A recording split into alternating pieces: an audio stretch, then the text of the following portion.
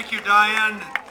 Herb, I want to say how great it is today to be here with all of you in this gorgeous place. I have been working pretty hard. This is about the 80th event I've done in this election year. And I want to say why, because it's relevant here.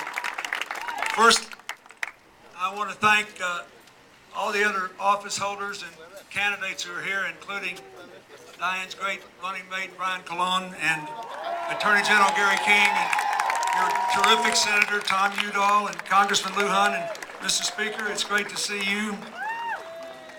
Auditor Hector Balderas, Democratic Chairman Javier Gonzalez, thank you all. And Madam Mayor, thank you for letting me visit your community. This is about the best political job in America, I think, being mayor here. Senator Fred Harris, it's great to see you. And thank you for 40 years of loyalty to what we all believe in and everything you've done. I'm grateful to you.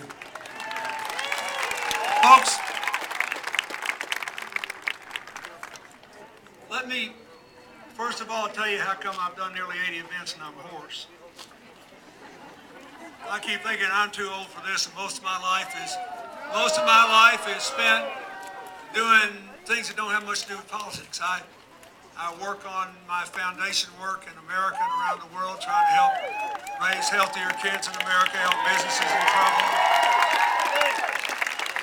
I spend most of my time with my foundation in Latin America, Africa, Southeast Asia, trying to help rebuild Haiti and really, really poor places, trying to give them the opportunities that even in this tough time, most of us take for granted. And when this election season came along, I planned to do about one stop for everybody that helped Hillary run for president, because she's one of only 2 members of the president's cabinet who cannot participate in politics. The Secretary of State and the Secretary of Defense are not permitted to. And then I got out here and started stirring around and realized that a lot of people were mad and even more confused. And I didn't want it on my conscience, so I just sort of loaded up and started strolling around. And here's what I want to say. Diane Denish is a friend of mine. She's a friend of Hillary's. We care a great deal about her. But I'm here because of you. I'm here because of the future of New Mexico. I'm here because when you voted for me twice, I got to know this state and know its people and know the unique heart and soul and dreams, and know the way you accommodate all this diversity and build a common sense of humanity here. It means something to me. You're special to America. And so here's what I want to say to you.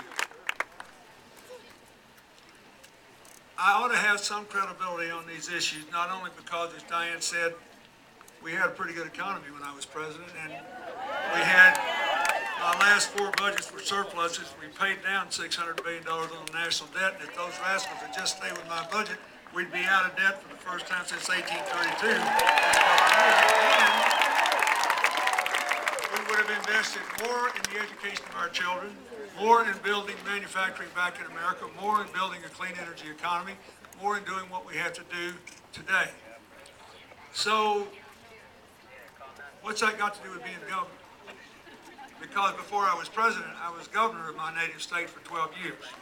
And, believe it or not, in the middle of the country, at that time, when manufacturing were dying and the farmers were in trouble, it was almost as bad for the states up and down the Mississippi River then as it is for the whole country now. And I know something about that too. When I ran for president, my state led the country in job growth.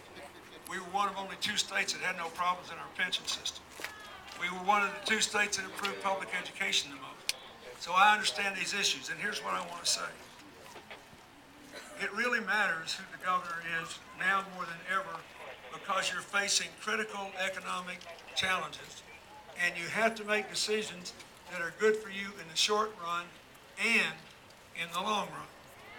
And there is a very, very big difference between these two candidates.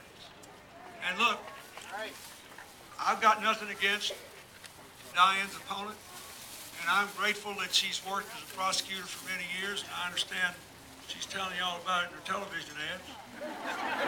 Look, that's important. It's important.